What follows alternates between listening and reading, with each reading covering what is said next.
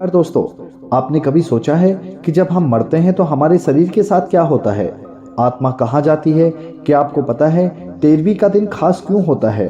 और क्या होता है जब आत्मा शरीर से बाहर निकलती है?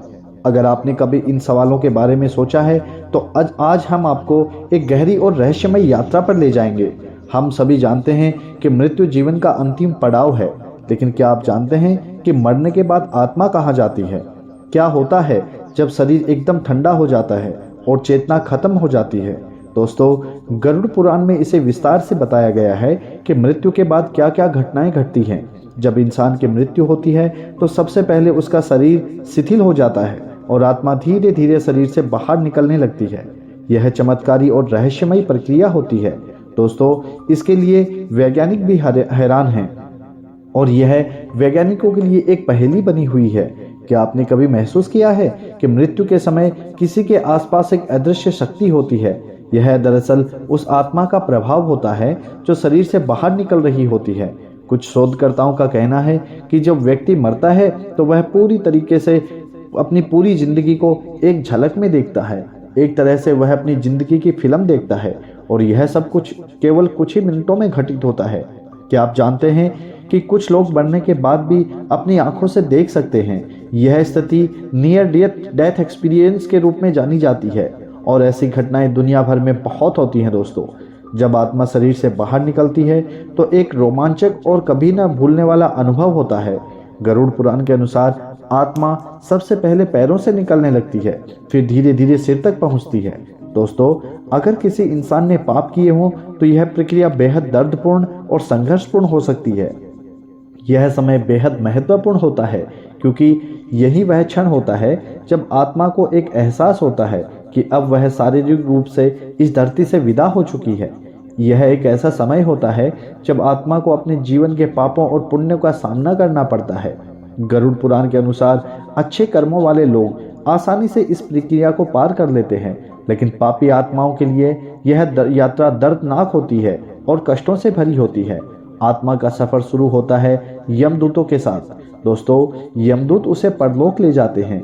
क्या आपने कभी सोचा है कि यमदूत कैसे होते हैं? गरुड़ पुराण के अनुसार यमदूत सफेद या काले रंग के होते हैं और वे आत्मा को एक अलग ही दुनिया में लेकर के जाते हैं। यमदूत परलोक की ओर जाती हुई आत्मा के साथ एक खतरनाक और रहस्यमय रास्ते पर यात्रा करते हैं। यह यात्रा बहुत मुश्किल और डरावनी होती है।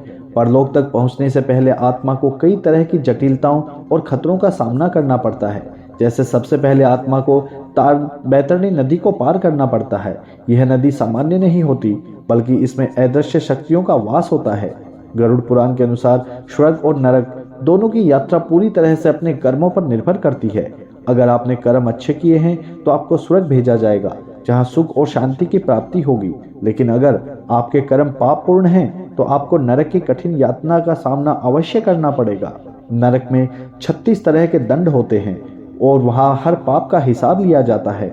गरुड़ पुराण के अनुसार नरक में बहुत से दंड होते हैं। जैसे जो लोग दूसरों के साथ अत्याचार करते हैं उन्हें तीव्र दंड मिलता है, वही जो लोग अपने जीवन में संतुष्ट रहते हैं और अच्छे कर्म करते हैं उन्हें स्वर्ग में शांति और आनंद मिलता है।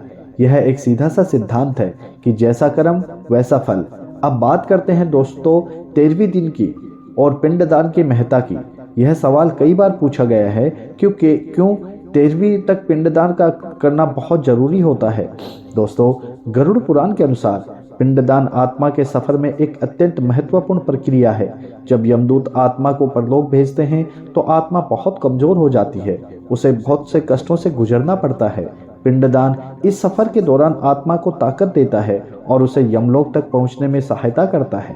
इसके अलावा पिंडदान से आत्मा को अपने अगले जन्म में बेहतर जीवन की प्राप्ति हो सकती है। यह हाथ के आध्यात्मिक शुद्धिकरण की एक प्रक्रिया है। दोस्तों, यह उसी का एक महत्वपूर्ण हिस्सा है। गरुड़ पुराण के अनुसार अगर शरीर को अकेला छोड़ दिया जाता है तो उस पर नकारात्मक शक्तियों का प्रभाव पड़ सकता है। भूत प्रेत जैसे अस्तित्व आत्मा पर कब्जा कर सकते हैं। इसलिए मृत शरीर को अकेला छोड़ने से पहले सुनिश्चित करें कि यह सही प्रक्रिया से गुजर रहा हो। अगर मृत शरीर इसको ठीक से नहीं संभाला जाता तो नकारात्मक शक्तियां उस पर हमला कर सकती हैं। यही कारण है कि मृत्यु के बाद शरीर को सुरक्षित और सही तरीके से रखा जाता है ताकि कोई अशुभ प्रभाव ना हो सके। यह प्रक्रिया प्राचीन समय से चली आ रही है, जो आत्मा की शांति सुनिश्चित करने के लिए की जाती है। कुछ लोग दावा करते हैं कि मृत्यु के बाद वे पूरी तरह से अलग दुनिया में पहुंचे थे, जहां बहुत सी रोशनी थी और उनके आसपास दिव्य आत्माएं भी थी। वे यह भी कहते हैं कि उन्हें वहां एक अद्भुत शांति का अनुभव हुआ था। क्या यह सही है? शायद यह उन आत्माओं का अनुभव है जो अपने अच्छे कर्मों के कारण स्वर्ग में पहुंच चुकी होती हैं। स्वर्ग और नरक की अवधारणाएं हमें यह सिखाती हैं कि हमारे कर्म हमारे जीवन और मृत्यु के बाद की यात्रा को तय करते हैं। जिनका जीवन पूरा जीवन भरा होता है, वो अपने जीवन में स्वर्ग पहुंचते हैं, जबकि जिनका जीवन पापों से भरा होता है, वो नरक की यातनाओं का सामना करते हैं। दोस्तों, गरुड़ पुराण हमें यह सिखाता है कि जीवन और मृत्यु दोनों ही अहम हैं। हमारे अच्छे और बुरे कर्मों का प्रभाव सीधे हमारे जीवन और मृत्यु के बाद की यात्रा पर पड़ता है।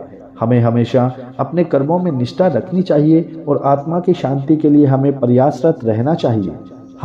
यह हमें याद दिलाता है कि जीवन की हर एक छोटी क्रिया का प्रभाव होता है और मृत्यु के बाद का सफर हमारे किए गए कर्मों का ही परिणाम होता है। अगर दोस्तों आपको हमारे द्वारा दी गई हुई जानकारी अच्छी लगी हो, अच्छे से समझ में आई हो, तो कृपया करके इस चैनल को सब्सक्राइब करें और अपने दोस्तों के साथ, अपने परिवारजनों के साथ ज़्यादा से ज़्यादा शेयर करें, ताकि उनको भी पता चले कि मृत्यु के बाद आत्मा का होता है क्या। तो मिलता हूँ फिर एक नई कहानी के साथ। तब तक के लिए आप सबको हाथ जोड़ करके जय श्री राम।